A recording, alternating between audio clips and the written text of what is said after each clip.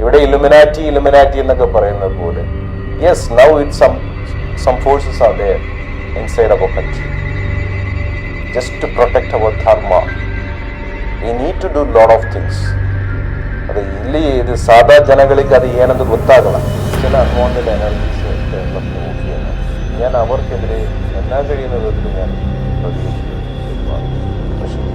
ഈ unwanted energies അവർക്കെതിരെ പ്രവർത്തിച്ചപ്പോൾ എന്തൊക്കെ ആക്രമണങ്ങൾ ഉണ്ടായിരുന്നു? ശരീരത്തിൽ പാടുകൾ ഇപ്പോഴും ഉണ്ടെന്ന് പറഞ്ഞു. എന്താണത്? എന്ത് ആക്രമണം? കറണ്ടിന് എന്തെങ്കിലും ഡ്രസ് കോഡുണ്ടോ? എന്തെങ്കിലും കളറുണ്ടോ? Power is power, energies energy. നമ്മൾ ആരെ പറ്റി എന്തു എഴുതും? നമ്മളോട് ചോദ്യം ചെയ്യാൻ ആർക്കും അതിൻ്റെ റൈറ്റ്. നമ്മളിപ്പോൾ നിനക്കൊക്കെ എന്ത് അറിവാകും? ഞാൻ പറഞ്ഞ 18 പുരാണം, 18 ഉപപുരാണം, 1008 ഉപനിഷത്ത്, ഷഡ്ദർശനങ്ങൾ, ഇതിഹാസങ്ങൾ, പുരാണങ്ങൾ, ഇതെല്ലാം കൂടെ 4 വേദങ്ങൾ, ഇതെല്ലാം കൂടെ എടുത്ത് വെച്ചിട്ടുണ്ടെങ്കിൽ 1000 സ്ക്വയർ ഫീറ്റ് മുറി മതിയാവില്ല. നളന്തയിലും തക്ഷശിലയിലും കത്തിയെരിഞ്ഞത്, നിങ്ങൾ കത്തിച്ചത്, നിങ്ങളുടെ അന്നത്തെ വിദേശികൾ വന്ന് കത്തിച്ചത്, എത്രയോ നാളുകൾ നിന്ന് കത്തിയ അറിവുകളുടെ ഗ്രന്ഥങ്ങൾ നമ്മൾക്കുള്ളതാണ്. ഋഷിവര്യന്മാരുടെ ആ പരമ്പര പിന്തുടരുന്ന നമ്മളെ അപമാനിക്കാൻ നീയൊന്നും ആയിട്ടില്ല എന്നുള്ളത് തന്നെ കാണിച്ചു തരാമെന്ന്. ഞാൻ നിങ്ങൾക്ക് എന്ത് വേണോ കാണിച്ചുകൂടെ എന്ന് പറഞ്ഞിട്ട് ഞാൻ ഇറങ്ങി അങ്ങ് പോകും. അപ്പോൾ ഞാൻ അവിടെ ചെല്ലുന്ന വണ്ടി 100%, ഞാൻ സന്തോഷ് മാധവനെ തല്ലാൻ വേണ്ടിയിട്ട് ഈ സെൻട്രൽ പോലീസ് സ്റ്റേഷനിൽ കയറി അവനെ കൊമയ്ക്ക് പിടിച്ചിട്ട് അടിക്കാൻ പോയപ്പോൾ അന്ന് ഷെൽബിയും ഈ വേണും ഒക്കെ ആയിരുന്നു അവിടെ ഉണ്ടായിരുന്നത്. ഫ്രാൻസിസ് ഷെൽബി, ശബരിമല തന്ത്രി രാജീവര് ചെയ്തതിനേക്കാളും വളരെ വേറൊരു രീതിയിലുള്ള ചിത്രപ്പേരായിരുന്നു. ഇവരുടെ ഒരു ഇതായിരുന്നു. അതിന്റെ ഭാഗമായിരുന്നല്ലോ നരേന്ദ്രമോദിയെ പോലും അമേരിക്ക ബാൻ ചെയ്തിരുന്നു. നരേന്ദ്രമോദിനൊക്കെ എത്രയോ ദ്രോഹിച്ചു ഇന്റർനാഷണൽ തലത്തിൽ. അദ്ദേഹം ചെയ്തത് എന്താണ്? അദ്ദേഹം ഞാൻ ഒരേ നക്ഷത്രം തന്നെയാണ്. എൻ്റെ അമ്മേനെ എൻ്റെ വെപ്പാട്ടിയായിട്ട് ചിത്രീകരിച്ച് ആക്രമിക്കാൻ വരുമ്പോൾ എനിക്ക് എൻ്റെ അമ്മയെ പ്രൊട്ടക്ട് ചെയ്യുക എന്നുള്ളത് എൻ്റെ ധർമ്മമാണ്. എനിക്ക് എൻ്റെ അമ്മ മാത്രമേ ഉള്ളൂ. എന്നെ വളർത്തിയത് എൻ്റെ അമ്മയാണ്. എൻ്റെ എല്ലാം എൻ്റെ അമ്മയാണ്. അപ്പൊ എനിക്ക് എന്നെ സ്ത്രീകളെ ബഹുമാനിക്കാൻ പഠിപ്പിച്ച എൻ്റെ അമ്മ.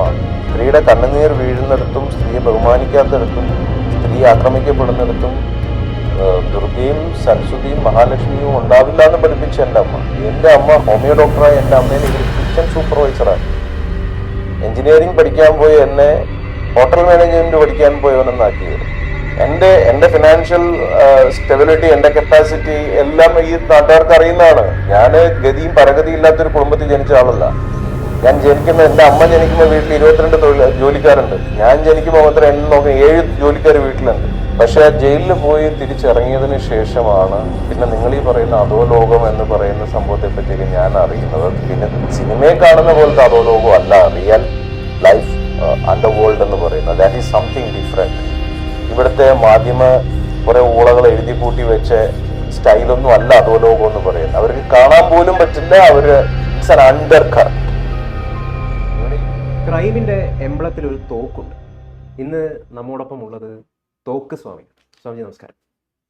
നല്ലൊരു കണ്ടുപിടുത്തമാണല്ലോ. സ്പിരിച്വാലിറ്റി, ക്രൈം, പവർ, ഈ 3 സംഗതികളിലൂടെയാണ് സ്വാമി ഹിമവൽ മഹേശ്വര ഭദ്രാനന്ദയുടെ സഞ്ചാരം. 2008 മെയ് 17 താങ്കളൊരു മീഡിയ പേഴ്സൺ ആയിട്ട്, അല്ലെങ്കിൽ ഒരു മീഡിയ ലൈഫ് താങ്കളുടെ ആരംഭിക്കുന്നത് യഥാർത്ഥത്തിൽ ആ ദിവസമായിരിക്കും. അന്നാണ് ഈ ആലുവ പോലീസ് സ്റ്റേഷനിൽ താങ്കൾ വെടിപൊട്ടിക്കുന്നത്. അങ്ങനെയാണ് തോക്ക് സ്വാമി എന്ന പേരിൽ കുപ്രസിദ്ധനാണ്. ഇന്ന് ആ ഇമേജൊക്കെ മാറി സ്വാമി ഹിമവൽ ഭദ്രാനന്ദയ്ക്ക് ആരാധകർ കൂടുകയാണ്. യഥാർത്ഥത്തിൽ ലിറ്ററലി താങ്കളെ സ്നേഹിക്കുന്ന, ഒരു കാലത്ത് താങ്കളെ കുറേ ആളുകൾ പുച്ഛിച്ചിട്ടും ഹെയ്റ്റും ചെയ്തിട്ടുണ്ടെങ്കിൽ ഇന്ന് അതേ ആളുകൾ താങ്കളെ ആരാധിക്കുകയാണ്. ആ ഒരു മാറ്റം ഒരു വല്ലാത്ത തരത്തിലുള്ള മാറ്റമാണ്. എനിക്കിവിടെ അറിയാനുള്ളത്, അന്ന് തോക്ക് കൈവശം വെച്ചുകൊണ്ട് വെടിപൊട്ടിച്ചു. യഥാർത്ഥത്തിൽ എങ്ങനെയാണ് ഈ തോക്ക് താങ്കളുടെ കൈകളിലേക്ക് എത്തുന്നത്? ഈ ലൈസൻസ് കിട്ടുക എന്ന് പറയുന്നത് എളുപ്പമുള്ള കാര്യമില്ല. ഒരുപാട് കോംപ്ലിക്കേറ്റഡ് ആയിട്ടുള്ള ഒരു പ്രോസസ്സാണ്. കുറേയധികം സാങ്ഷൻസ് ലഭിക്കണം, കുറേ വകുപ്പുകളുടെയൊക്കെ. എങ്ങനെയാണ് തോക്ക് കയ്യിലേക്ക് വരുന്നത്? അതിനുള്ള കാരണം എന്താണ്? ഈ സത്യം തുറന്നു പറയുന്നത് കൊണ്ടാണോ തോക്കിന്റെ ആവശ്യം? കേരളത്തിൽ തോക്ക് കിട്ടിയ കാര്യമാണോ ചോദിക്കുന്നത്? അങ്ങനെയാണെങ്കിൽ കേരളത്തിൽ അന്ന് തോക്ക് കിട്ടുന്നത് കളക്ടറേറ്റിൽ നിന്നാണ് അത് സാങ്ഷൻ ചെയ്യുന്നത്. മുഹമ്മദ് ഹനീഷ് അദ്ദേഹമാണെന്ന് തോന്നുന്ന കളക്ടറായിരുന്നു.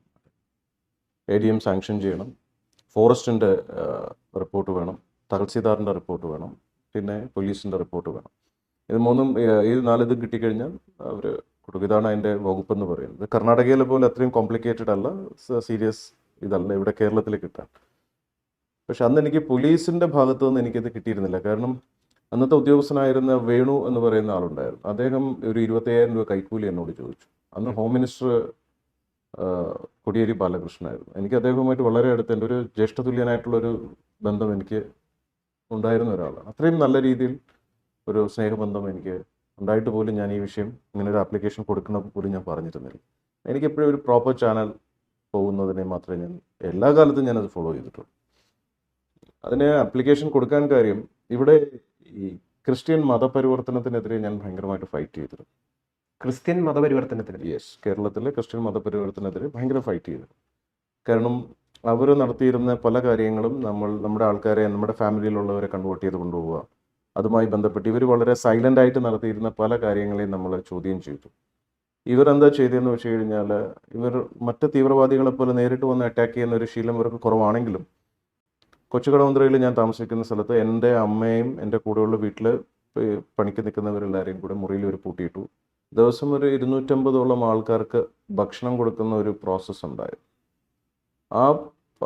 ആ ഒരു പ്രോഗ്രാം, ആ 250 പേർക്ക് ഭക്ഷണം കൊടുക്കുന്ന ആ പരിപാടിയെ ഇവർ തടയാൻ വേണ്ടിയിട്ട് വീട്ടിനകത്ത് അരി വെച്ചുകൊണ്ടിരിക്കുന്നതിന് മണ്ണ് വാരിയിട്ട് വരും. ഒരുപാട് ഉപദ്രവങ്ങളുണ്ടാക്കി. 3-4 തവണ ഞാൻ ഇവിടുത്തെ തേവര പോലീസ് സ്റ്റേഷനിൽ പരാതി കൊടുത്തു, AC കൊടുത്തു, കമ്മീഷണർക്ക് കൊടുത്തു. ഒരു ആക്ഷനും ഇവരുടെ മേലിൽ ഇവർക്കെതിരെ ഉണ്ടായില്ല. അതിൻ്റെ ഭാഗമായിട്ട് പിന്നെ ഞാൻ ഇത് തുടങ്ങിയപ്പോൾ എന്നെ ഇവിടെ 3 പ്രാവശ്യം എന്നെ കൊല്ലാൻ ശ്രമിച്ചു. എൻ്റെ ദേഹത്ത് ഒരു 6 വെട്ടിൻ്റെ പാടുണ്ട്. ഇതൊക്കെ ഇവിടുത്തെ ഇതിന് അറിയുന്ന കാര്യങ്ങളാണ്. അപ്പോഴും എനിക്ക് സഹായം ഇല്ലാതെ വന്നപ്പോൾ ഞാൻ എൻ്റെ സ്വയരക്ഷയ്ക്ക് വേണ്ടിയിട്ടാണ് ഞാൻ ഈ ഒരു സംഭവം അപ്ലൈ ചെയ്യുന്നത്.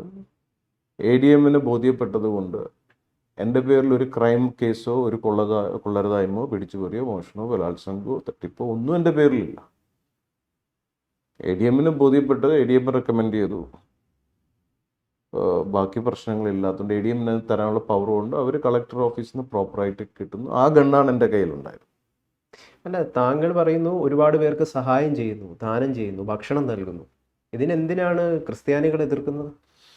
അവിടെയാണ് എൻ്റെ ഒരു സുഹൃത്ത് ഈ തോക്ക് വിഷയം കഴിഞ്ഞപ്പോൾ എൻ്റെ അടുത്ത് പറഞ്ഞ ഒരു സുഹൃത്ത്, എൻ്റെ ഡ്രൈവറായിട്ട് വന്നിരുന്ന ഒരു അലി എന്ന് പറയുന്ന ഒരു വ്യക്തിയുണ്ട് ആ സമയത്ത് തോക്ക് കേസിൽ നിന്ന് ഇറങ്ങുമ്പോൾ. അപ്പോൾ അദ്ദേഹം എന്നോട് പറഞ്ഞൊരൊറ്റ വാക്കേ ഉള്ളൂ, ഞാനിവിടെ കൊള്ളരുതായ്മ ചെയ്തതുകൊണ്ടല്ല എനിക്ക് ശത്രുത വന്നത്, ഇതുപോലുള്ള ചാരിറ്റി പ്രവർത്തനങ്ങളിലേക്ക് ഇറങ്ങിയത് കൊണ്ട്. കാരണം അന്ന് എൻ്റെ വയസ്സ് ഏതാണ്ട് ഒരു 23 വയസ്സ് കണ്ടുള്ളൂ. 23 വയസ്സ് 24 വയസ്സിലൊക്കെ ഞാൻ ഇവിടെ ചെയ്തുകൊണ്ടിരുന്ന എൻ്റെ ഒരു ഗ്രോത്ത് എന്ന് പറയുന്നത് ഇവിടുത്തെ പല ചാരിറ്റി മാഫിയകൾക്കും ഭീഷണിയായിരുന്നു. ചാരിറ്റി മാഫിയ എന്നേ പറയാൻ പറ്റുള്ളൂ. അന്ന് ഞാൻ അനൗൺസ് ചെയ്ത ഒരു പ്രോജക്റ്റാണ് ഒരു ഹോസ്പിറ്റൽ, ഒരു കോളേജ് ഫ്രീ ആയിട്ട് ട്രീറ്റ്മെൻറ്റ് കൊടുക്കുക. ഇവിടുത്തെ മരുന്ന് പരീക്ഷണം നടത്താതെ ആൾക്കാർക്ക്, പാവങ്ങൾക്ക് ഫ്രീ ട്രീറ്റ്മെൻറ്റ് നടത്താൻ സത്യസായി ബാബയുടെ പോലെ ഒരു സെൻറ്റർ, ഒരു സ്കൂൾ, കോളേജ് ഇവിടെ കൊണ്ടുവരണം എന്നുള്ളത് ഞാൻ അനൗൺസ് ചെയ്തു. അത് ഉമ്മൻചാണ്ടിയായിട്ട് ഡിസ്കസ് ചെയ്തു, കോടിയേരിയായിട്ട് ഡിസ്കസ് ചെയ്തു. അവരൊക്കെ എൻ്റെ നല്ല സുഹൃത്തുക്കളായിരുന്നു ആ പ്രായത്തിൽ. അവരൊക്കെ വളരെയധികം പ്രോത്സാഹിപ്പിച്ച് സപ്പോർട്ട് ചെയ്യുന്ന ഒരു കാലഘട്ടമായിരുന്നു. ഏറ്റവും കൂടുതൽ എന്നെ ഈ ആതുര സേവന മേഖലയിൽ സപ്പോർട്ട് ചെയ്തിട്ടുള്ളത്, എനിക്ക് വേണ്ടി പ്രോത്സാഹനം തന്ന 2 വ്യക്തികളിലൊന്നാണ് കോടിയേരി ബാലകൃഷ്ണനും ഉമ്മൻചാണ്ടി. അതെനിക്ക് മറക്കാൻ പറ്റാത്ത, എൻ്റെ ഏറ്റവും നല്ല സുഹൃത്തുക്കളാവാനുള്ള കാരണങ്ങളും അതൊക്കെ തന്നെയാണ്. ഉമ്മൻചാണ്ടി ഏറ്റവും അടുത്ത സുഹൃത്താണ്. ഉമ്മൻചാണ്ടി എൻ്റെ ഏറ്റവും നല്ല, ഇവരെല്ലാം കാരണം എന്നെ ഉമ്മൻചാണ്ടിയാണ് കോടിയേരി ബാലകൃഷ്ണൻ എനിക്ക് പരിചയപ്പെടുത്തി തരാം. ഉമ്മൻചാണ്ടിയുടെ കാലൊടിയുമെന്നുള്ള എൻ്റെ ഒരു പ്രഡിക്ഷൻ പറഞ്ഞു. അത് സത്യമായി. ഞാൻ ട്രിവാൻഡ്രത്ത് എത്തുന്ന സമയത്ത് RK ബാലകൃഷ്ണൻ നമ്പ്യാർ പറഞ്ഞു, സ്വാമി ഇവിടെ എറണാകുളത്ത് നിന്ന് ഇവിടെ വന്നതല്ലേ, സാറിനെ ഒന്ന് കണ്ടിട്ട് പോകുന്നു. അങ്ങനെ അദ്ദേഹത്തെ കാണാൻ വേണ്ടിയിട്ട് വീട്ടിലോട്ട് പോകുമ്പോൾ അദ്ദേഹം ബെഡിൽ കിടക്കുക. അപ്പോൾ എന്നെ കണ്ടപ്പോൾ തന്നെ പ്ലാസ്റ്റർ ഇട്ട് അദ്ദേഹം ചാടി ഇങ്ങനെ എണീക്കുക. ഇപ്പോൾ കോടിയേരി ബാലകൃഷ്ണൻ സൈഡിൽ ഇരിപ്പുണ്ട്. കോടിയേരി ചോദിച്ചു, ഇത് ഇത് ആരാന്ന് ചോദിച്ചു. അങ്ങനെ CM ഇങ്ങനെ ചാടി എണീക്കുന്നത് എന്തെങ്കിലും ആരാ എന്നിങ്ങനെ ചോദിച്ചു. പിന്നെ ഇതെൻ്റെ കാലോടിയൊന്ന് പ്രവചിച്ച സ്വാമിയാണ്. അപ്പോൾ കോടിയേരി ഇങ്ങനെ പ്രവചനമൊക്കെ ഉണ്ട് എന്നുള്ള കണ്ണൂർ സ്റ്റൈലിൽ അദ്ദേഹം ചോദിച്ചു. അങ്ങനെ കോടിയേരിയുടെ തോളിലിങ്ങനെ തട്ടിയിട്ട് പറഞ്ഞു, ഇപ്രാവശ്യം ലെഫ്റ്റ് ഭരണത്തിൽ വരുമെന്ന്. ഉമ്മൻചാണ്ടി ഇങ്ങനെ എണീറ്റ് ഇങ്ങനെ എന്നെ വിഷയാൻ വേണ്ടി ഇങ്ങനെ ബെഡിൽ നിന്ന് ഇങ്ങനെ എണീറ്റ് ഉമ്മൻചാണ്ടി അത് കേട്ടോട് പെട്ടെന്ന് കിടന്നുപോയി. അന്ന് തുടങ്ങിയ ഒരു ചെറിയൊരു ബന്ധം. ഇത് പിന്നെ അദ്ദേഹം ഹോം മിനിസ്റ്റർ ആയതിനു ശേഷം ഒരു 3-4 മാസം കഴിഞ്ഞപ്പോൾ ഞാൻ അദ്ദേഹത്തെ വിളിച്ചു. ഒരുപാട് വാർത്ത അദ്ദേഹത്തിനെതിരെ, ഒരു രാശിയില്ലാത്ത ഹോം മിനിസ്റ്റർ വന്നതുകൊണ്ടാണ് ഇത്രയും ലോക്കപ്പ് മരണമെന്ന് പറഞ്ഞു. ഞാൻ ഇവിടെ നിന്ന് വിളിച്ചിട്ട് ഞാൻ ബാലേട്ടൻ്റെ അടുത്ത് പറഞ്ഞു, അന്ന് ബാലേട്ടൻ എന്നല്ല സഖാവ് കൊടിയേരി എന്നാണ് വിളിക്കാറ്. ബാലേട്ടാന്ന് വിളിക്കാനുള്ള ഒരു ബന്ധം അദ്ദേഹത്തിൻ്റെ പ്രവൃത്തിയിൽ നിന്നുണ്ടായി വന്നതാണ്. അപ്പോൾ ആ ബാലേട്ട എന്നുള്ള വിളി പോലും എനിക്ക് ഒരുപാട് ബുദ്ധിമുട്ട് എൻ്റെ ജീവിതത്തിൽ ഉണ്ടാക്കി തന്നു. ഇവിടുത്തെ മാധ്യമങ്ങളും ഇവിടുത്തെ കമ്മ്യൂണിസ്റ്റ് വിരുദ്ധ ശക്തികളും കൂടെ. ബാലേട്ടൻ്റെ വീട്ടിൽ അപ്പം ഞാൻ പറഞ്ഞു, നിങ്ങൾ ഇനി ഇങ്ങനെ വിഷമിക്കണ്ട, ഇനി ഇങ്ങനെ നിങ്ങൾ ഒരു രാശിയില്ലാത്ത മന്ത്രിയാണെന്ന് പറഞ്ഞ് നിങ്ങളെ ആരും അപമാനിക്കില്ല, നിങ്ങൾ അതിൻ്റെ പേരിൽ വിഷമിക്കണ്ട, എനിക്കൊരു നേരത്തെ ഭക്ഷണം തരുമോയെന്ന് ചോദിച്ചു. എന്താ സ്വാമി നിങ്ങൾ അങ്ങനെ ചോദിക്കുന്നു? എത്രയും മാത്രം ചോദിച്ചു. നിങ്ങൾ എവിടെയാണ് ഉള്ളതെന്ന് ചോദിച്ചു. ഞാൻ കൊച്ചിയിലാണ്. ശരി, ഞാൻ ട്രിവാൻഡ്രത്തോട്ട് വരുന്നുണ്ട്, നിങ്ങൾ വീട്ടിൽ വരണം, രാവിലത്തെ ഭക്ഷണം നമുക്ക് ഒരുമിച്ച് കഴിക്കാം. നമ്മൾ നിങ്ങൾ എനിക്ക് ആ ഭക്ഷണം തന്നു കഴിയുമ്പോൾ നിങ്ങളുടെ പ്രശ്നം മാറും. അതിനുശേഷം എല്ലാവർക്കും അറിയുന്നതാണ്, അദ്ദേഹത്തിൻ്റെ കൂടെയുള്ള ഗൺമാനും ഒക്കെ ഇത് കേട്ടുകൊണ്ടിരിക്കുന്നതായിരുന്നു. അതിനുശേഷം പിന്നെ അദ്ദേഹത്തിന് പ്രശ്നം ഉണ്ടായിട്ടില്ല. പിന്നെ ബന്ധങ്ങൾ കൂടി, നമ്മളുടെ സംസാരം, നമ്മളുടെ ചർച്ചകൾ വളരെ രസകരമായ. കാരണം അദ്ദേഹത്തിനോട് അദ്ദേഹം എന്നോട് പറഞ്ഞൊരു വാക്കുണ്ട്, എൻ്റെ അമ്മയുടെ ബലികർമ്മം പോലും നടത്താത്തവനാണ്, എനിക്കിതിലൊന്നും വിശ്വാസം. പക്ഷേ ഏറ്റവും കൂടുതൽ എൻ്റെ പ്രഡിക്ഷൻസിൽ അദ്ദേഹത്തിന് വിശ്വാസമായിരുന്നു. അദ്ദേഹം പല കാര്യങ്ങളും എന്നോട് സംസാരിക്കുന്ന ഒരു ബന്ധത്തിലേക്ക് അതെത്തി. അങ്ങനെ ഇരിക്കുമ്പോൾ എന്നിട്ടും ഞാനിത് എൻ്റെ ഒരു പേഴ്സണൽ ആവശ്യം ഞാൻ അദ്ദേഹമായിട്ട് സംസാരിച്ചിരുന്നില്ല. ഇദ്ദേഹത്തിന് ഇങ്ങനെ ഒരു ഇതില്ല. പക്ഷേ ഞാൻ ഒരു കാര്യം മാത്രമേ ഞാൻ പലരോട് പറഞ്ഞു, വളരെ ചില അൺവാണ്ടഡ് എനർജീസ് കേരളത്തിൽ വർക്ക് ചെയ്യുന്നുണ്ട്. ഞാൻ അവർക്കെതിരെ എന്നാ കഴിയുന്ന വിധത്തിൽ ഞാൻ പ്രതികരിക്കും, പെരുമാറും. പക്ഷേ ഈ അൺവാണ്ടഡ് എനർജീസ് അവർക്കെതിരെ പ്രവർത്തിച്ചപ്പോൾ എന്തൊക്കെ ആക്രമണങ്ങൾ ഉണ്ടായി എന്ന് പറഞ്ഞു. ശരീരത്ത് പാടുകൾ ഇപ്പോഴും ഉണ്ടെന്ന് പറഞ്ഞു. എന്താണത്? എന്ത് ആക്രമണമാണോ? നമ്മുടെ അന്ന് എനിക്ക് തോന്നുന്നു കൊച്ചി പോലീസ് കമ്മീഷണർ ആയിരുന്നത് നമ്മുടെ പി വിജയൻജി ആയിരുന്നു. അന്ന് അദ്ദേഹത്തിനോട് ഞാൻ വിളിച്ചു പറഞ്ഞു, എനിക്കെതിരെ ത്രെട്ടുണ്ട്. അപ്പോൾ അദ്ദേഹം പറഞ്ഞു, ഞാൻ ഷാഡോ പോലീസിനെ വിട്ടിട്ടുണ്ടെന്ന് പറഞ്ഞു. അപ്പം നമ്മളിവിടെ ഞാനും എൻ്റെ ഫാമിലിയായിട്ട് എൻ്റെ കസിൻസ് എല്ലാവരും കൂടെ വന്നപ്പോൾ ഒരു ഫിലിം കാണാൻ വേണ്ടിയിട്ട് ഇവിടെ പോയി. ആ സമയത്ത് ഇവരെന്നെ വീണ്ടും വിളിച്ച് ഫോണിൽ ത്രട്ടൺ ചെയ്തുകൊണ്ടിരിക്കുകയായിരുന്നു. ഞാൻ ഇവരോട് പറഞ്ഞു, നിങ്ങൾ ഫോണിൽ വിളിച്ച് ചെയ്യണ്ട, നേരിട്ട് വരാൻ പോയി. അങ്ങനെ ഇവരൊരു 4 പേര് വന്ന് അറ്റാക്ക് ചെയ്തപ്പോഴാണ് ഇതൊരു ഷാർപ്പ് ഒബ്ജക്റ്റ് കൊണ്ട് തന്നെ ഇങ്ങനെ ബോഡിയിലൊക്കെ ബാക്കിൽ, ഇവിടെ കയ്യിൽ, ഇവിടെ വയറ്റിൽ ഒക്കെ അവർ കട്ട് ചെയ്തു. അപ്പോഴാണ് ഞാൻ വീണ്ടും പോലീസിൽ വിളിച്ചു പറഞ്ഞു, എന്നെ അറ്റാക്ക് ചെയ്തു. കൊടിയേരിയും വിളിച്ചു പറഞ്ഞു, പലയിടം ഇങ്ങനെ ഒരു സംഭവം ഉണ്ടായി. എന്നിട്ട് ഞാൻ മെഡിക്കൽ ട്രസ്റ്റിൽ ഹോസ്പിറ്റലിൽ അഡ്മിറ്റ് ആവും. അന്ന് ഞാൻ കണ്ടു കൊച്ചി സിറ്റിയിൽ എത്ര പോലീസ് ഉണ്ടെന്ന്. പക്ഷെ എനിക്ക് അന്ന് സംരക്ഷണം കിട്ടിയിരുന്നില്ല. അതിനുശേഷമാണ് ഞാൻ ഗണ്ണ് എടുക്കുന്നത്.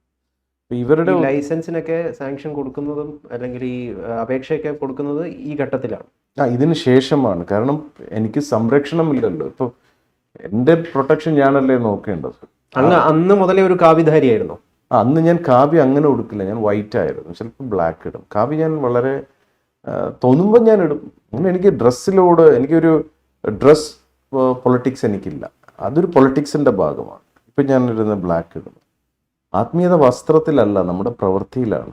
അതൊരു മഠങ്ങളും മതങ്ങളും കണക്റ്റഡായി പോകുന്നത്. ഓരോ മഠത്തിൻ്റെ പൊളിറ്റിക്സ്, ഒരു അതുമായി ബന്ധപ്പെട്ടൊരു മതം ഉണ്ടാവും, അവരുടെ ഡ്രസ് കോഡ് ഉണ്ടാവും. അതിൽ ഞാൻ വിശ്വസിക്കുന്ന ആളല്ല. കറണ്ടിന് എന്തെങ്കിലും ഡ്രസ് കോഡ് ഉണ്ടോ? എന്തെങ്കിലും കളറുണ്ടോ? Power is power, energy is energy. Santhosh മാധവനുമായിട്ട് എന്താ ബന്ധം? ഒരു ബന്ധമില്ല.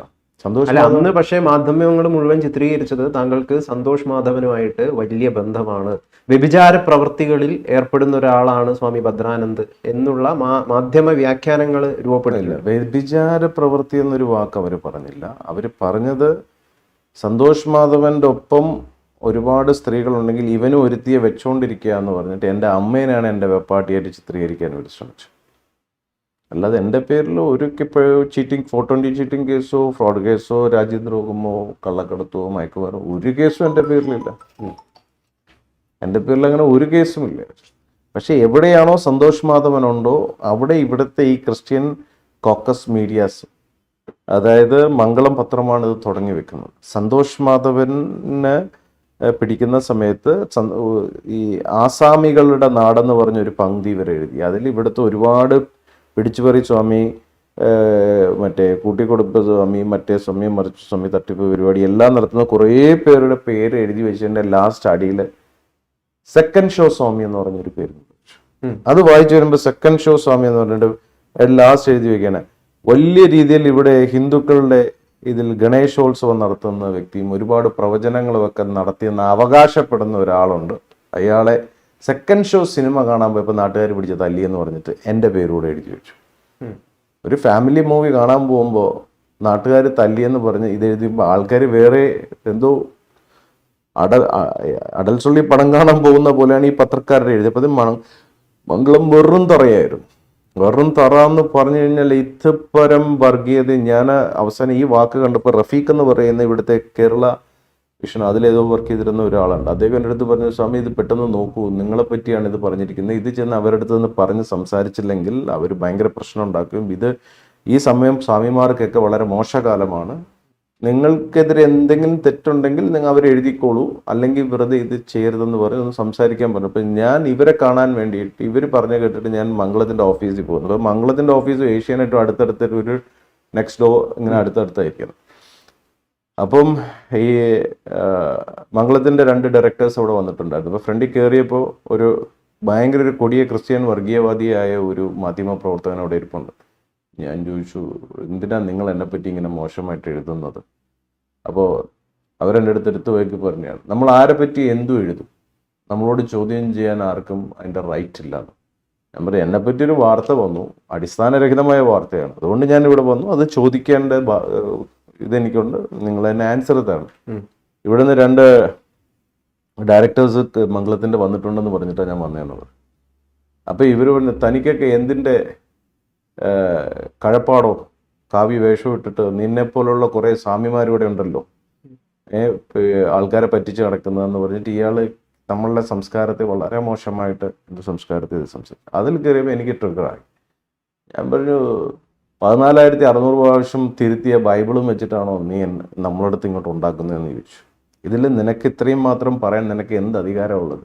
യേശുക്രിസ്തുവിനൊക്കെ അംഗീകരിക്കുന്നുണ്ട് നമ്മൾ. പക്ഷേ ഈ ബിഷപ്പുമാരും യുവന്മാരും കാണിക്കുന്നതും ഇവിടുത്തെ മതപരിവർത്തനവും ഈ നാടിനെ ഇത്രയും രീതിയിൽ കുട്ടിച്ചോറാക്കിയിട്ട് ഇവിടുത്തെ മൺറോ കേണലിൻ്റെ സഹായത്തോടു കൂടി ഇവിടുത്തെ അമ്പലങ്ങളെല്ലാം നിങ്ങൾ തട്ടിയെടുത്തു, ഹിന്ദുക്കളുടെ സ്വത്തുക്കൾ തട്ടിയെടുത്തു. ഈ ബ്രിട്ടീഷുകാർ ഇവിടെ വന്നപ്പോൾ ഇതെല്ലാം ചെയ്തു. എന്നിട്ട് നിങ്ങൾക്ക്, അതായത് എല്ലാ ദ്രോഹവും ചെയ്തിട്ട് ഇപ്പോഴും നിങ്ങളുടെ കുഴപ്പം മാറിയിട്ടില്ല. ഹിന്ദുക്കളെ കംപ്ലീറ്റ് എവിടെ കണ്ടാലും അപമാനിക്കുക എന്നുള്ള നിങ്ങളുടെ ഒരു ട്രെൻഡാണ്. അതിന് സന്തോഷമാധവൻ തെറ്റ് കാണിച്ചിട്ടുണ്ടെങ്കിൽ അവനെ പറയണം.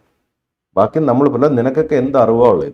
ഞാൻ പറഞ്ഞു, 18 പുരാണം, 18 ഉപപുരാണം, 1008 ഉപനിഷത്ത്, ഷഡ്ദർശനങ്ങൾ, ഇതിഹാസങ്ങൾ, പുരാണങ്ങൾ, ഇതെല്ലാം കൂടെ 4 വേദങ്ങൾ, ഇതെല്ലാം കൂടെ എടുത്ത് വെച്ചിട്ടുണ്ടെങ്കിൽ 1000 സ്ക്വയർ ഫീറ്റ് മുറി മതിയാവില്ല. നളന്തയിലും തക്ഷശിലയിലും കത്തി എരിഞ്ഞത്, നിങ്ങൾ കത്തിച്ചത്, നിങ്ങളുടെ അന്നത്തെ വിദേശികൾ വന്ന് കത്തിച്ചത്, എത്രയോ നാളുകളിൽ നിന്ന് കത്തിയ അറിവുകളുടെ ഗ്രന്ഥങ്ങൾ നമ്മൾക്കുള്ളതാണ്. ഋഷിവര്യന്മാരുടെ ആ പരമ്പര പിന്തുടരുന്ന നമ്മളെ അപമാനിക്കാൻ നീയൊന്നും ആയിട്ടില്ല എന്ന് പറഞ്ഞു. തന്നെ കാണിച്ചു തരാമെന്ന് പറഞ്ഞു. ഞാൻ പറഞ്ഞു, നീയൊക്കെ എന്ത് വേണോ കാണിച്ചോടെ എന്ന് പറഞ്ഞിട്ട് ഞാൻ ഇറങ്ങി അങ്ങ് പോകുന്നു. അപ്പോൾ ഞാൻ അവിടെ ചെല്ലുന്ന വണ്ടി കർമ്മ SOS എന്ന് പറഞ്ഞിട്ട് ആദ്യത്തെ SOS, അതായത് സേവ് അവർ സോൾ എന്ന് പറയുന്ന ആപത്ത് ഘട്ടങ്ങളിൽ ആൾക്കാരെ സഹായിക്കാൻ വേണ്ടിയിട്ട് സ്പെഷ്യൽ സാങ്ഷനിൽ ഇറക്കിയ വണ്ടിയാണ്. അതിനകത്ത് റെഡ് ലൈറ്റ് ഉണ്ട്, SOS എന്ന് ബാക്കിലും സൈഡിലും എല്ലാം എഴുതി, ക്രോസ് ഒക്കെ ഇട്ട്, അകത്ത് ഓക്സിജൻ സിലിണ്ടർ എല്ലാം ഉള്ള റോപ്പ് ഫെസിലിറ്റീസ് എല്ലാം ഉള്ള വണ്ടിയാണ്. ഇവർ വന്നിട്ട് അതിൻ്റെ 2 ക്ലിക്ക് എടുത്തിട്ട്, അവിടെ ക്യാമറാമാൻ ഓടി വന്ന് ക്ലിക്ക് എടുത്തിട്ട് അകത്ത് പോയി. അടുത്ത ദിവസം പത്രത്തിൽ ഫ്രണ്ട് പേജിൽ വരെയാണ്, ഹിമവൽ മഹേശ്വര ഭദ്രാനന്ദ മംഗളം ഓഫീസ് ആക്രമിച്ചു. ചുമന്ന ലൈറ്റുള്ള ബീഗൺ ലൈറ്റുള്ള കാറിൽ വന്നാണ് മന്ത്രിമാരെയും ജഡ്ജിമാരെയും പോലുള്ള ഇതിലാണ് വന്ന് ആക്രമിച്ചത്. കർമ്മയുടെ 505 വണ്ടിയിലാണ് വന്നതാണ്. SOSനെ ഇവർ 505 ആക്കി. മാധ്യമ മാനിപ്പുലേഷൻ ഞാൻ ആദ്യം കാണുന്നത്. കർമ്മയുടെ SOSനെ കർമ്മയുടെ 505 വണ്ടിയാക്കി മംഗളം. ചുവന്ന ലൈറ്റ്, അന്ന് ആംബുലൻസിനൊക്കെ ചുമന്ന ലൈറ്റായിരുന്നു. ഇത് ആംബുലൻസ് ആണെന്ന് ഇവർ പറഞ്ഞിട്ടില്ല. അങ്ങനെയാണെങ്കിൽ ഇത് ഇഷ്യൂ ആവില്ലായിരുന്നു. ഇവരപ്പം തന്നെ പോലീസിൽ വിളിച്ച് പറയുകയും ചെയ്തു. അങ്ങനെ പോലീസുകാർ എന്നെ വിളിച്ചിട്ട് ചോദിച്ചു, സ്വാമി മംഗളം ഓഫീസിൽ എന്തെങ്കിലും പ്രശ്നമുണ്ടോ? ഞാൻ പറഞ്ഞു, ഞാൻ അവിടെ പോയിട്ട് എന്നെ പറ്റി ഒരു വാർത്ത എഴുതി ചോദിച്ചു. അല്ല, അവന്മാർ ഇവിടെ ഒരു വ്യാജ പരാതി കൊണ്ടുവന്ന് അവരുടെ ഓഫീസ് തല്ലി തകർത്തു. നമ്മളവിടെ ചെന്ന് നോക്കിയപ്പോൾ ഒന്നുമില്ലാന്ന് മനസ്സിലായി. ഞാൻ പറഞ്ഞു, എന്തെങ്കിലും ഉണ്ടെങ്കിൽ ഞാൻ അങ്ങോട്ട് വരാമെന്ന്. ഒരു കുഴപ്പമില്ല, അങ്ങോട്ട് വരേണ്ട ആവശ്യമില്ല, ഇത് തട്ടിപ്പ് ഒരു പരാതിയാണെന്നും ബോധ്യപ്പെട്ടു. ഇവര് ആണ് പിന്നെ ഇവരുടെ കൂട്ടന്മാർ കുറേ പേരുണ്ടല്ലോ, ഈ മാധ്യമ കൂട്ടുകാർ. അന്നത്തെ ഈ ഒരു ഗ്ലാസ് കളർ ചാരായത്തിനും വേണ്ടി ആരെപ്പറ്റിയും എന്തും എഴുതുന്ന ഒരു ട്രെൻഡായിരുന്നു. ഇന്നത്തെ പോലെ സോഷ്യൽ മീഡിയ അന്ന് ട്രെൻഡല്ല. ഇവരങ്ങോട്ട് എവിടെ സന്തോഷ് മാധവനുണ്ടോ ഇവരുടെ ദേഷ്യം അങ്ങടെ എന്നോട് ഇങ്ങനെ തീർക്കാൻ തുടങ്ങി. എഴുതിയതും അത് കഴിഞ്ഞിട്ട് ഇവരും സന്തോഷ് മാധവനെ അങ്ങ് വെറുക്കുന്നു. ഏതാ സന്തോഷ് മാധവനെ അങ്ങ് വെറുക്കുന്നു? 100%. ഞാൻ സന്തോഷ് മാധവനെ തല്ലാൻ വേണ്ടിയിട്ട് ഈ സെൻട്രൽ പോലീസ് സ്റ്റേഷനിൽ കയറി അവനെ കൊങ്ങയ്ക്ക് പിടിച്ചിട്ട് അടിക്കാൻ പോയപ്പോൾ അന്ന് ഷെൽബിയും ഈ വേണുവും ഒക്കെ ആയിരുന്നു അവിടെ ഉണ്ടായിരുന്നത്. ഫ്രാൻസിസ് ഷെൽബിയൊക്കെ ആയിരുന്നു. അവർ കയറി പിടിച്ചുകൊണ്ടാണ് അടിക്കാതെ പോയത്. കാരണം അവൻ കാരണമാണ് ഈ നമ്മുടെ ഈ ഹൈന്ദവ സംസ്കാരത്തിന് ഇന്ന് ഈ തന്ത്രി കാണിച്ച് ശബരിമല തന്ത്രി രാജീവർ ചെയ്തതിനേക്കാളും വളരെ വേറൊരു രീതിയിലുള്ള ചീത്തപ്പേരായിരുന്നു. രാജീവർ മോഷണത്തിന്റെ ഇതിലും തട്ടിപ്പുമാണ്, അയാളും ഇത് തന്നെയാണ്, പക്ഷെ വേറൊരു രീതിയിലായിരുന്നു. ഇവർ ഈ സമൂഹത്തിൽ ഇവരെ പോലുള്ള ആൾക്കാർ വളരെ മോശമായിട്ട് എത്രത്തോളം ഹിന്ദുക്കളെ അപമാനിക്കാൻ പറ്റുമോ, ഹിന്ദു കൾച്ചറിനെ ഇല്ലാണ്ടാക്കാൻ പറ്റുമോ, അത് ഏറ്റവും കൂടുതൽ ഹൈലൈറ്റ് ചെയ്യുക എന്നുള്ളത് ഇവിടുത്തെ മീഡിയാസിന്റെ ഒരു താല്പര്യമായിരുന്നു. കാരണം ഒന്ന്, ഹിന്ദു വിരുദ്ധ മാധ്യമങ്ങളാണ് കേരളത്തിൽ അന്ന് ബഹുഭൂരിപക്ഷം ഉണ്ടായിരുന്നത്. അതിന്റെ കൂട്ടത്തിൽ പണ്ടേ ദുർബല പോരാഞ്ഞ് ഗർഭിണി എന്ന് പറഞ്ഞ പോലെ അത്രയും വെറുപ്പും വിദ്വേഷവും വർഗീയതയും ഒരു സൈഡിൽ. ഇപ്പം നമ്മളെപ്പോലുള്ള ആൾക്കാരെ മാക്സിമം പോർട്രേ ചെയ്ത് മോശമാക്കി കഴിഞ്ഞു കഴിഞ്ഞാൽ അത് ഹിന്ദുവിന് ഒരു ക്ഷീണം ഉണ്ടാക്കുക എന്നുള്ളതാണ്. കാരണം ഫോർഡിന്റെ കമ്പനിയുടെ മീൻസ് അതിൻ്റെ മുതലാളി പോലും ഹിന്ദു മതം സ്വീകരിച്ചതിന് ശേഷം അമേരിക്ക പോലുള്ള രാഷ്ട്രങ്ങളിൽ നമ്മളുടെ സംസ്കാരത്തിലേക്ക് ആൾക്കാർ ഇതിൽ നിന്ന് പഠിച്ച് മനസ്സിലാക്കി അതിലോട്ട് പോകുമ്പോൾ അവരുടെ മതത്തിൽ നിന്ന് നമ്മുടെ സംസ്കാരത്തിലേക്ക് വരുന്നത് തടയുക, ഇന്ത്യയിലെ ആത്മീയതയെല്ലാം തട്ടിപ്പാണെന്ന് വരുത്തി തീർക്കുക, ഇവിടെ ഉള്ളവരെല്ലാം കഴിവുകെട്ടവരാണെന്ന് ഇതാക്കുക എന്നുള്ളത് ഇവരുടെ ഒരു ഇതായിരുന്നു. അതിന്റെ ഭാഗമായിരുന്നല്ലോ നരേന്ദ്രമോദിയെ പോലും അമേരിക്ക ബാൻ ചെയ്തിരുന്നു. നരേന്ദ്രമോദിനെയൊക്കെ എത്രയോ ദ്രോഹിച്ചു ഇന്റർനാഷണൽ തലത്തിൽ. അദ്ദേഹം ചെയ്തത് എന്താണ്? അദ്ദേഹവും ഞാനും ഒരേ നക്ഷത്രം തന്നെയാണ്. അദ്ദേഹവും ഒരുപാട് അനുഭവിച്ചു, ഞാനും ഒരുപാട് അനുഭവിച്ചു. അദ്ദേഹത്തിനെ പുറത്തുനിന്ന് അടിച്ചു, അകത്തുനിന്ന് സംഘടനയുടെ അകത്തുള്ളവരും അദ്ദേഹത്തിനെ ആക്രമിച്ചു. അതുപോലെ ഞാനും പലതും ഫേസ് ചെയ്തിട്ടുണ്ട്. ഇതൊക്കെ ഒരുപക്ഷെ ജാതകത്തിന്റെ പ്രത്യേകത കൊണ്ടാണോ എന്ന് അറിയത്തില്ല. പക്ഷെ അങ്ങനത്തെ അടിയും ഇതുമൊക്കെയാണ് നമ്മളെ വീണ്ടും വീണ്ടും പ്രാപ്തരാക്കിയത്. പല കാര്യങ്ങൾ ഈ സമുദായത്തിനും ഈ സമൂഹത്തിനും വേണ്ടി എന്തോ നമ്മളെ ചെയ്യാനും ചെയ്യിപ്പിക്കാനും വേണ്ടിയിട്ട് ഒരു തീരുമാനം മേളിലത്തെ ശക്തിക്കുണ്ട്. അന്ന് അങ്ങനെ ഒരു പ്രശ്നം ഉണ്ടായില്ലായിരുന്നെങ്കിൽ ഇന്ന് എനിക്ക് നിങ്ങളുടെ മുന്നിൽ ഇങ്ങനെ ഇരിക്കാൻ പറ്റില്ലായിരുന്നു. ഇന്ന് നമ്മൾക്ക് പലവരെയും സഹായിക്കാൻ സാധിക്കില്ലായിരുന്നു. ഒരു വീട് പോലും, സ്വാമിജി തന്നെ പറഞ്ഞിട്ടുണ്ട്, ഒരു വീട് പോലും കിട്ടാത്ത അവസ്ഥയിലേക്ക് വരെ, അതായത് കേരളത്തിൽ താങ്കൾ ജീവിക്കരുത്, ജീവിക്കാൻ പറ്റാത്ത അവസ്ഥയിലേക്ക് ഇത്തരത്തിലുള്ള അൺവാണ്ടഡ് എനർജീസ് മാറ്റി തീർത്തു എന്ന് പറഞ്ഞിട്ടുണ്ട്. ഇപ്പോൾ ഈ 2008 മെയ് 17 ശരിക്കും യഥാർത്ഥത്തിൽ സ്വാമിജി മരണപ്പെടേണ്ടതായി. കാരണം മാധ്യമങ്ങൾ അന്ന് എഴുതിയത് എന്താണ്? അങ്ങ് ആത്മഹത്യ ചെയ്യാൻ ശ്രമിച്ചിരിക്കുന്നു. ഇത് ഇപ്പോഴും വിഷ്വലുണ്ട്, നമുക്ക് ലഭിക്കും. ഒരു തോക്ക് ഇങ്ങനെ കയ്യിൽ വെച്ചുകൊണ്ട് ഞാൻ തലയിട്ട് ചൂണ്ടിക്കൊണ്ട്. അപ്പം അങ്ങ് ശരിക്കും ആത്മഹത്യ ചെയ്യാൻ അന്ന് ശ്രമിച്ചോ? അതായത് ഇങ്ങനത്തെ കസാരയിൽ ഇരുന്ന് സംസാരിക്കുകയായിരുന്നു. ആ കസാരയിൽ ഇരുന്ന് ഞാനിങ്ങനെ കൈ വെച്ചിട്ട് ഇങ്ങനെ തട്ടിയിരിക്കുന്ന ഈ ഒരു ഷോട്ടുണ്ട്. പോലീസ് സ്റ്റേഷനകത്തിരുന്ന് തട്ടിയിട്ട് കാലെടുത്ത് വേറൊരു കസാരയിൽ ഇങ്ങനെ കാല് കഴിച്ചപ്പോൾ ഇങ്ങനെ വെച്ചിട്ട് ഞാൻ ഇങ്ങനെ തട്ടിയിരിക്കുന്ന ഒരു ഷോട്ട്. രണ്ടാമത്തെ ഷോട്ട് എന്ന് പറയുന്നത് ഞാൻ ഇങ്ങനെ ഇത് ആൾക്കാർ കാണേണ്ട ഒരു സാധനം, കൈത ഇങ്ങനെ വെച്ചപ്പോൾ തോക്ക് ഇങ്ങനെ ഇരിപ്പുണ്ട്. ഇങ്ങനെ പിടിച്ചിട്ട് ഞാൻ ഇങ്ങനെ ഇരിക്കുമ്പോൾ ഒരു പോലീസുകാരൻ എൻ്റെ അടുത്ത് വന്ന് പറഞ്ഞു, സ്വാമി തോക്ക് മാറ്റിപ്പിടി, ഫ്രണ്ടിൽ പത്രക്കാരെ നിൽക്കുകയാണ്, അവന്മാരെ ചൂണ്ടിയെന്ന് പറഞ്ഞ് അടുത്ത കേസാവും, അതുകൊണ്ട് തോക്ക് മാറ്റിപ്പിടിയെന്ന് അങ്ങനെ പോലീസുകാരൻ പറഞ്ഞപ്പോഴാണ് ഞാൻ തോക്ക് ഇങ്ങനെ പിടിച്ചുകൊണ്ടിരുന്നത് കുറച്ചേരം. പിന്നെ ഇങ്ങനെ ഈ 2 ഷോട്ട് വെച്ചിട്ടാണ് ആത്മഹത്യക്കുള്ള പടം അവർ ഫ്രെയിം ചെയ്യുന്നത്. എന്നാൽ ഈ ആത്മഹത്യ ചെയ്യാൻ പോകുന്നു 309 എന്നുള്ള വ്യാജ വാർത്ത ഇറക്കുന്നത് ലേബി സജീന്ദ്രനാണ്. എൻ്റെ വീട്ടിൻ്റെ ഫ്രണ്ടിൽ 65-70ഓളം വരുന്ന അന്നത്തെ NDF, ഇന്നത്തെ SDPIക്കാർ, NDFകാരും കുറേ കമ്മ്യൂണിസ്റ്റ് പ്രവർത്തകരും കൂടെ ആക്രമിക്കാൻ വരുമ്പോൾ ഞാൻ എൻ്റെ വീടല്ല, ഞാൻ താമസിച്ചിരുന്ന ആ വീട്ടിൻ്റെ ഫ്രണ്ടിൽ വരുമ്പോൾ ഞാൻ അവരെ ചേസ് ചെയ്യാൻ വേണ്ടിയിട്ടാണ് തോക്കുമായിട്ട് പുറത്തിറങ്ങുന്നത്. അവരെൻ്റെ വീട്ടിൻ്റെ അവിടെ വന്ന് സംസാരിക്കുന്ന വാക്കെന്തെന്ന് പറഞ്ഞാൽ, സന്തോഷ് മാധവൻ്റെ കൂടെ കുറേ സ്ത്രീകളുണ്ട്, നീ ഒരുത്തിയെ വെച്ചുകൊണ്ടിരിക്കുകയല്ലടാ, ഇറക്കി വിടടാ അവളെ എന്ന് പറഞ്ഞ് എന്നെ വിട്ട് എൻ്റെ പെറ്റമ്മേനെ എൻ്റെ വെപ്പാട്ടിയായിട്ട് ചിത്രീകരിച്ചു. ഇവർ എൻ്റെ കൂടെ നിന്ന് എൻ്റെ അമ്മയാണ്. എൻ്റെ അമ്മേനെ എൻ്റെ വെപ്പാട്ടിയായിട്ട് ചിത്രീകരിച്ച് ആക്രമിക്കാൻ വരുമ്പോൾ എനിക്ക് എൻ്റെ അമ്മയെ പ്രൊട്ടക്റ്റ് ചെയ്യുക എന്നുള്ളത് എൻ്റെ ധർമ്മമാണ്. എനിക്ക് എൻ്റെ അമ്മ മാത്രമേ ഉള്ളൂ. എന്നെ വളർത്തിയത് എൻ്റെ അമ്മയാണ്, എല്ലാം എൻ്റെ അമ്മയാണ്. അപ്പം എന്നെ സ്ത്രീകളെ ബഹുമാനിക്കാൻ പഠിപ്പിച്ച എൻ്റെ അമ്മ, സ്ത്രീയുടെ കണ്ണുനീർ വീഴുന്നിടത്തും സ്ത്രീയെ ബഹുമാനിക്കാത്തിടത്തും സ്ത്രീ ആക്രമിക്കപ്പെടുന്നിടത്തും ദുർഗയും സരസ്വതിയും മഹാലക്ഷ്മിയും ഉണ്ടാവില്ല എന്ന് പഠിപ്പിച്ച എൻ്റെ അമ്മ. എൻ്റെ അമ്മ ഹോമിയോ ഡോക്ടറായ എൻ്റെ അമ്മേനെ ഇവർ കിച്ചൺ സൂപ്പർവൈസറാക്കി. എഞ്ചിനീയറിംഗ് പഠിക്കാൻ പോയി എന്നെ ഹോട്ടൽ മാനേജ്മെന്റ് പഠിക്കാൻ പോയവനെന്നാക്കി ഇവർ. ഈ മാധ്യമങ്ങൾ എഴുതി എഴുതി എഴുതി എന്തെല്ലാം പിടക്ക് എഴുതിയിട്ട് അവസാനം രാത്രി എനിക്കൊരു കോള് വരികയാണ്, സ്വാമിയുടെ കൂടെ ഉള്ളത് ആരാണെന്ന് ചോദിച്ചിട്ട് ഒരു പത്രപ്രവർത്തകൻ വിളിച്ചു. ഞാൻ പറഞ്ഞു എൻ്റെ കൂടെയുള്ള എൻ്റെ അമ്മയാണ്. ഉറപ്പാണോ എന്ന് ചോദിച്ചു. ഇത് ഇങ്ങനെ ഇവന്മാരൊരു സാധനം ബ്രേക്ക് ചെയ്യാൻ പോവാണ്, അത് എത്രയും പെട്ടെന്ന് നിർത്തണം, മാതൃഭൂമിയാണ് ഇവന്മാരിത് ചെയ്യുന്നതെന്നും കൂടെ പറഞ്ഞു. ആ രാത്രി ഒരു രാത്രി മൊത്തവും ഞാൻ ഈ വാർത്തയുടെ വിവരം കേട്ട് ഞാൻ ഉറങ്ങാതെ സോഫയിൽ ഇരിക്കുകയാണ്. ഒരു 24 വയസ്സുകാരനായ ഒരു പയ്യൻ്റെ മാനസികാവസ്ഥ എന്തായിരിക്കും എന്ന് ഓർക്കണം. ഈ കേരളത്തിലെ മാധ്യമ ഇത്രയും മൃഗീയമായ എനിക്ക് പല പദങ്ങൾ ഇവർക്കെതിരെ ഉപയോഗിക്കണം എന്നുണ്ട്. പണ്ട് ഞാൻ ഉപയോഗിച്ചിരുന്നു, ഇപ്പം ഞാൻ ആ വാക്കുകൾ ഉപയോഗിക്കുന്നില്ല. സമൂഹം അവർക്കെതിരെ ആ പദങ്ങൾ ഉപയോഗിക്കുന്നുണ്ട്. ഇവർ എഴുതി കൂട്ടിയ ഈ കഥ, ഇവർ രചിച്ച, ഇവർ എത്ര ക്രിയേറ്റീവായിട്ടാണ് ഒരാളെ ഇല്ലാണ്ടാക്കുന്നത്. അതായത് ഒരു ഹോട്ടലിൽ ചെന്ന് നമ്മൾ ഭക്ഷണം കഴിക്കുമ്പോൾ നല്ല രുചിയുള്ള ഭക്ഷണമാണെങ്കിൽ ഇവർ പറയുന്ന അവിടെ കൊടുക്കുന്ന വ്യാജ ഭക്ഷണമാണെന്ന് പറഞ്ഞാൽ ആരെങ്കിലും പോയി കഴിച്ച് പരീക്ഷിക്കാൻ നോക്കും. ഒരു പെണ്ണ് കന്യകയായിട്ട് നടക്കുന്ന പെണ്ണ്, ആ പെണ്ണിനെ ഇവർ അപ്രോച്ച് ചെയ്തിട്ട് അവൾ വഴങ്ങിയില്ലെങ്കിൽ അവളെ അഭിസാരികയാണ്, അവൾ മോശപ്പെട്ട സ്ത്രീയാന്ന് പറഞ്ഞാൽ അവൾക്ക് അവളുടെ വെർജിനിറ്റി എങ്ങനെ പ്രൂവ് ചെയ്യാൻ പറ്റും സമൂഹത്തിൽ? ഇവര് എൻ്റെ വീട്ടിൻ്റെ ഫ്രണ്ടിൽ തടിച്ചു കൂടി രാവിലെ വിളിക്കുമ്പോൾ ഞാൻ തലേദിവസം കിട്ടിയ വാർത്തയുടെ ഓർമ്മയിലിരിക്കുകയാണ്. മീൻസ് ആ വിവരത്തിൻ്റെ ഓർമ്മയിൽ. ഞാൻ കരുതുന്നത് എന്നെ ഈ വാർത്ത പബ്ലിഷ് ചെയ്തിട്ട് എന്നെ ആക്രമിക്കാൻ വരുന്നു എന്നുള്ള രീതിയിലാണ്. ഞാൻ അപ്പം തന്നെ എൻ്റെ ഗണ്ണും എടുത്ത് ലോഡ് ചെയ്ത് ഞാൻ പുറത്തിറക്കി. എന്താണ് നിനക്കൊക്കെ വേണ്ടതെന്ന് ചോദിച്ചു. ഞാൻ ചാടി ഇറങ്ങുകയാണ്.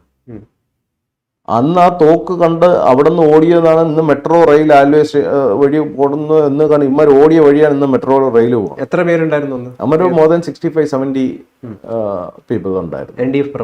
NDF-ഉം CPM. എന്നിട്ട് അവിടെ നിന്ന് ഞാൻ ഫോൺ ചെയ്തു, പോലീസുകാരുമായിട്ട് സംസാരിക്കുന്നു. അപ്പോഴാണ് ലേബി സജീന്ദ്രൻ എന്നെ വിളിച്ചിട്ട് ചോദിക്കുന്നത്, എന്താ സ്വാമി പ്രശ്നം, അവിടെ എങ്ങനെയുണ്ട് കാര്യങ്ങൾ, ഒന്നും അറിയാത്ത പോലെ. ഞാൻ പറഞ്ഞു, ലേബി എൻ്റെ വീടിൻ്റെ ഫ്രണ്ടിൽ ഇത്രയും പേര് ആക്രമിക്കാൻ വരുന്നത്, തനിക്ക് 2 ആൺകുട്ടികളുള്ളതല്ലേ, തൻ്റെ കുട്ടികളെയും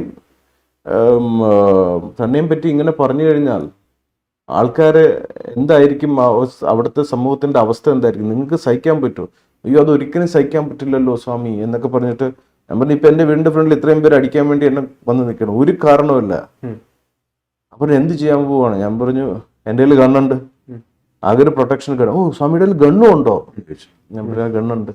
ഇവർ കുത്തിത്തിരിപ്പ് വാർത്ത ഉണ്ടാക്കാനാണ് ഇത് ചെയ്യുന്നത് എന്നുള്ളതല്ലേ. ഞാൻ നിഷ്കളങ്കമായി സംസാരിക്കാം. ഞാൻ എന്നിട്ട് പറഞ്ഞു, എൻ്റെ ചോര കൊണ്ട് ഈ നാട് നന്നാവുമെങ്കിൽ നന്നാവട്ടെ. ഒരു സന്തോഷ് മാധവന്റെ പേര് പറഞ്ഞ് ഇവിടുത്തെ പാവപ്പെട്ട സന്യാസിമാരെ എല്ലാവരെയും ആക്രമിക്കുന്നു, മഠങ്ങൾ അടിച്ചു പൊട്ടിക്കുന്നു, ക്ഷേത്രങ്ങൾ ഇല്ലാണ്ടാക്കുന്നു, ഈ DYFIക്കാരും ഇതും എല്ലാം മുടിമുറിക്കുന്നു, അഴിഞ്ഞാടുകയാണ്. ഞാൻ പറഞ്ഞു, എൻ്റെ ചോര കൊണ്ട് ഈ നാട് നന്നാവുമെങ്കിൽ നന്നാവട്ടെ.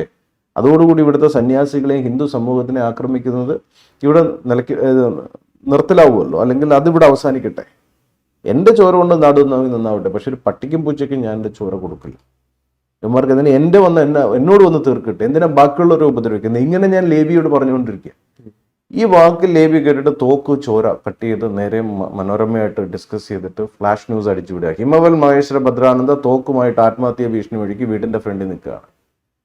അതല്ലേ പിന്നീട് കോടതിയിലെത്തിയപ്പോൾ കോടതി ചോദിച്ചു, ഈ വ്യക്തി ആത്മഹത്യക്ക് ചെയ്യാൻ ശ്രമിച്ചതിന്റെ തെളിവെന്താണ്? അപ്പൊ പോലീസ് കൊടുത്ത തെളിവെന്താണ്? വീട്ടുവാടക കൊടുക്കാനില്ലാത്തത് കൊണ്ട് ഹൗസ് ഓണർ ഇറങ്ങിപ്പോകാൻ പറഞ്ഞപ്പോൾ ആ വിഷമത്തിലാണ് തോക്കുമായിട്ട് ആത്മഹത്യ ചെയ്യാൻ പോയത്. അതെന്റെ വീടല്ലല്ലോ, എൻ്റെ സെക്രട്ടറിയുടെ വീടല്ലേ. ഞാൻ താമസിച്ചിരുന്ന സ്ഥലം എന്ന് പറയുന്നത് എറണാകുളത്ത് ആയിരുന്നു. ഒരു 3 നില കെട്ടിടത്തിൽ അന്ന് 75,000 രൂപ കൊണ്ട് വാടകയുണ്ട് ഞാൻ താമസിക്കുന്നതിന്, അന്നത്തെ കാലത്ത് 10-17 വർഷം മുമ്പ്. അപ്പോൾ വീട്ടുവാടക കൊടുക്കാനില്ലാത്തതുകൊണ്ടല്ല എന്നത് ബോധ്യപ്പെട്ടു. എൻ്റെ ഫിനാൻഷ്യൽ സ്റ്റെബിലിറ്റി, എൻ്റെ കപ്പാസിറ്റി എല്ലാം ഈ നാട്ടുകാർക്ക് അറിയുന്നതാണ്. ഞാൻ ഗതിയും പരഗതിയും ഇല്ലാത്തൊരു കുടുംബത്തിൽ ജനിച്ച ആളല്ല. ഞാൻ എൻ്റെ അമ്മ ജനിക്കുമ്പോൾ വീട്ടിൽ 22 ജോലിക്കാരുണ്ട്. ഞാൻ ജനിക്കുമ്പോൾ മാത്രം എന്നെ നോക്കുന്ന 7 ജോലിക്കാർ വീട്ടിലുണ്ട്. എൻ്റെ അപ്പൂപ്പൻ കൊടുത്ത സ്ഥലമാണ് ശാന്തിഗിരി ആശ്രമത്തിൽ. എൻ്റെ അപ്പൂപ്പൻ സഹായിച്ച് ചെയ്താണ് ശാന്തിഗിരി ആശ്രമം പോലും. നമ്മൾ കോൺട്രിബ്യൂട്ട് ചെയ്തിട്ടുള്ള അത്രയും കാര്യങ്ങളുണ്ട്. അപ്പൊ എൻ്റെ ഫിനാൻഷ്യൽ ബാക്കപ്പ് വെച്ചിട്ട് ഇങ്ങനെ ആത്മഹത്യ ചെയ്യാൻ ശ്രമിച്ചു, പൈസ ഇല്ലാത്തതുകൊണ്ടാണെന്ന് പറഞ്ഞാൽ അതവിടെ കോടതി പൊളിഞ്ഞു. 1. 2, കോടതി ചോദിച്ചു, എന്തിന്റെ അടിസ്ഥാനത്തിലാണ് ഇയാള് തോക്കുമായിട്ട് ഇറങ്ങേണ്ട അവസ്ഥ വന്നു? അത് എൻ്റെ ചോര വേണമെങ്കിൽ എടുത്തോളൂ എന്ന് പറഞ്ഞിട്ടാണ് കയറി വന്നതെന്ന്. അവിടെയും ചോദിച്ചപ്പോൾ അതും ക്ലിയർ ആയിട്ട് ആ കാര്യങ്ങൾ, നാട് നന്നാവുമെങ്കിൽ എൻ്റെ ചോര എടുത്തോളൂ എന്ന് പറഞ്ഞു. അതെങ്ങനെ ആത്മഹത്യക്ക് ഇതാവും? അപ്പൊ എന്താണ് സ്വാമിജി ശരിക്കും ഉദ്ദേശിച്ചത്? അതുകൊണ്ട് ഉദ്ദേശം എന്ന് പറഞ്ഞാൽ ഇവർക്ക് പ്രത്യേകിച്ച് അതായത് നമ്മളുടെ ആൾക്കാരെ ടാർഗറ്റ് ചെയ്യുമ്പോൾ എന്തെങ്കിലും ഒരു കാരണം വേണമല്ലോ.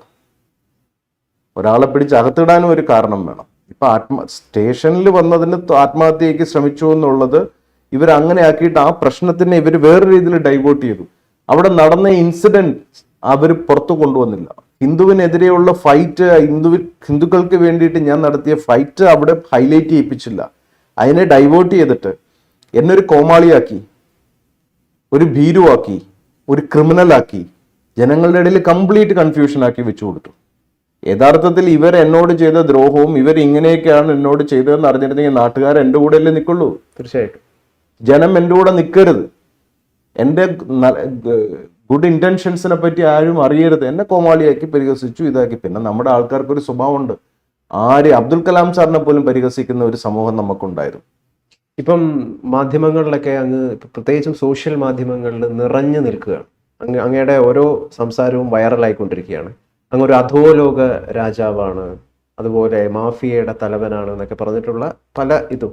യഥാർത്ഥത്തിൽ സ്വാമി ഹിമവൽ ഭദ്രാനന്ദ ഭദ്രാനന്ദല്ല, ഹിമവൽ മഹേശ്വര ഭദ്ര അല്ലെങ്കിൽ ഹിമവൽ മഹേശ്വര ഭദ്രാനന്ദ ഉള്ളിൽ വല്ലാതെ വേദനിക്കുന്ന ഒരാളാണ്. അങ്ങക്ക് കേരളത്തിൽ ഒരുപാട് ദുരനുഭവങ്ങൾ ഉണ്ടായിട്ടുണ്ട്, ഒരുപാട് അങ്ങ് വേദനിച്ചിട്ടുണ്ട്. അതുകൊണ്ട് തന്നെയാണ് കേരളം വിട്ടത്. കേരളം എന്നെ മറ്റുള്ള ഇതിപ്പോ പോലീസിനെ കൊണ്ട് വേട്ടയാടിയതോ അല്ലെങ്കിൽ ഇവിടുത്തെ മാധ്യമ ഗുണ്ടകളെ കൊണ്ട് വേട്ടയാടിപ്പിച്ചതിലോ അവരൊന്നും ഇന്ന് എനിക്ക് എതിരല്ല. അവരൊക്കെ ഇന്ന് എൻ്റെ നല്ല സുഹൃത്തുക്കളാണ്. പോലീസ് പ്രത്യേകിച്ച് ഇന്ന് ഒരു കാലത്ത് എന്നെ പോലീസ് ഡിപ്പാർട്ട്മെന്റ് എന്നെ ആക്രമിക്കാൻ വേണ്ടി മാത്രം ഇവിടെ ഒരു വിങ്ങിനെ ഉണ്ടാക്കി വെച്ചെങ്കിൽ ഇന്ന് 4 പോലീസുകാർ എനിക്ക് വീട്ടിൽ, എൻ്റെ കർണാടകയിൽ എനിക്ക് സംരക്ഷണത്തിനുണ്ട്. ഡിപ്പാർട്ട്മെന്റ് എല്ലാ രീതിയിലും ഇപ്പോഴത്തെ ന്യൂ ജനറേഷൻ ഡിപ്പാർട്ട്മെന്റ് എന്നൊക്കെ പറയുന്നത് അവരൊക്കെ വളരെ ക്ലാസ് ആയിട്ട് കാര്യങ്ങൾ മനസ്സിലാക്കി പ്രവർത്തിക്കുന്നവരാണ്. നമ്മളുമായിട്ട് ഗവൺമെന്റ് തലത്തിൽ ആ ഒരു സിസ്റ്റത്തിൽ നിന്ന് അവർ ചെയ്യേണ്ടത് അവർ ചെയ്യുന്നു, സിസ്റ്റത്തിന് പുറത്തു നിന്ന് ചെയ്യേണ്ടത് നമ്മൾ ചെയ്യുന്നു. പക്ഷേ അതൊന്നും അല്ല എന്നെ വേദനിപ്പിച്ചത്. എന്നെ വേദനിപ്പിച്ചതെന്ന് പറയുന്നത് നമ്മൾ ഒരു ഉദ്ദേശത്തിന് വേണ്ടിയിട്ട് എന്തോ ഒരു നിയോഗത്തിന്റെ പേരിൽ നമ്മളിവിടെ വന്നു. ഈ ചെയ്യാത്ത കുറ്റത്തിന്റെ പേരിലുള്ള പീഡനം, പിന്നെ ഒരു നേരം ആഹാരം കഴിക്കാൻ പോലും, ഒരു നേരത്തെ ഭക്ഷണം പോലും തരാൻ കൊടുക്കരുത് എന്നുള്ള രീതിയിൽ എന്നെ ഇപ്പൊ സത്യം പറഞ്ഞാൽ ഞാൻ രാമ 14 വർഷമാണ് വനവാസമെങ്കിൽ ഞാൻ അതിൽ കൂടുതൽ അനുഭവിച്ചു. ഒരു മുറിക്കകത്ത് ഞാൻ പുറത്തിറങ്ങാറില്ലായിരുന്നു. തറയിൽ വെറൊരു ഇത് വിരിച്ച് ഞാൻ കിടന്നിട്ടുണ്ട്. ഒരു ദിവസം 10-250 പേർക്ക് ഭക്ഷണം കൊടുത്തുകൊണ്ടിരുന്ന എനിക്ക് ഒരു നേരം ആഹാരം കഴിക്കാനുള്ള വകുപ്പില്ലാതെ ഇവരെങ്ങനെയാ ചെയ്തത്? എന്നെ ആരും സഹായിക്കരുത്, ഞാൻ കള്ളനാണ്, എനിക്ക് കഴിവില്ലാത്തവനാണ്, ആത്മീയപരമായിട്ട് ഞാൻ ജനങ്ങളെ പറ്റിക്കുന്നതാണ്. എനിക്കൊരു സിദ്ധി, ഒരു സന്യാസിയുടെ ഏറ്റവും വലിയ കഴിവ് തെളിയിക്കേണ്ട അവന്റെ സിദ്ധി തലത്തിലാണ്. 5 ഇന്ദ്രിയങ്ങൾ അടങ്ങുമ്പോഴാണ് 6ാം ഇന്ദ്രിയം തുറക്കുന്നത്. 6ാം ഇന്ദ്രിയം തുറന്ന് കാണിക്കുന്ന പ്രവർത്തികൾ എന്തൊക്കെയാണെന്ന് എന്നിലൂടെ സമൂഹം കണ്ടത്. അതുകൊണ്ട് മാത്രമാണ് പ്രെഡിക്റ്റ് ചെയ്യാൻ പറ്റുന്നത്. എന്നിട്ടും ഇവരെന്നെ കള്ളനാക്കി. ഇവിടെ ഞാൻ 1 രൂപ ഇവിടെ ആരുടെയും മോഷ്ടിച്ചിട്ടില്ല. ഞാൻ ഇവിടെ ഈ പൂജയും ഹോമങ്ങളും ദുരാചാരങ്ങളും കൊണ്ട് ആൾക്കാരെ പറ്റിക്കുന്നതിനെതിരെ ഞാൻ പത്രസമ്മേളനം നടത്തി വളർന്നു വന്ന ആളാണ്. ഇവിടുത്തെ ആൾക്കാർക്ക് ഇവിടെ മതത്തിനും ജാതിക്കും അതീതമായ ഒരു ആത്മീയ ലോകം വേണമെന്ന് പറഞ്ഞ ആളാണ് ഞാൻ. വർഗീയതയല്ല ഞാൻ ഉയർത്തിപ്പിടിച്ചത്. പക്ഷെ ഇവരെല്ലാവരും കൂടെ ഒരുമിച്ച് എന്നെ വേട്ടയാടി. എൻ്റെ അമ്മേനെ എനിക്കും അമ്മയ്ക്കും പുറത്തിറങ്ങി നടക്കാൻ പറ്റാത്തൊരവസ്ഥയായി. ഞാനും എൻ്റെ അമ്മയുടെയും പടം വെച്ചിട്ട് ഇവരെന്തൊക്കെയാണ് കാട്ടിക്കൂട്ടി വെച്ചത് ആ സമയത്ത്. ഈ കേരളത്തിൽ അതുവരെ നിങ്ങൾ പറഞ്ഞ അധോലോകത്തിൻ്റെ കാര്യം, അതുവരെ എനിക്ക് ഒരു അധോലോകവും അറിയില്ലായിരുന്നു. എനിക്ക് അധോലോകത്തെ പറ്റി ഒരു ഇതുമില്ലായിരുന്നു. ഞാൻ ഒരു സോഷ്യൽ വർക്കറായിട്ട് ഞാൻ പോവുമായിരുന്നു.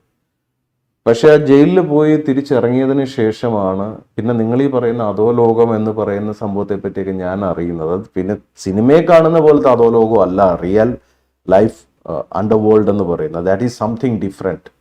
ഇവിടുത്തെ മാധ്യമ കുറെ ഊളകൾ എഴുതി കൂട്ടി വെച്ച സ്റ്റൈലൊന്നും അല്ല അധോലോകം എന്ന് പറയുന്നത്. അവർക്ക് കാണാൻ പോലും പറ്റില്ല. It's an under current.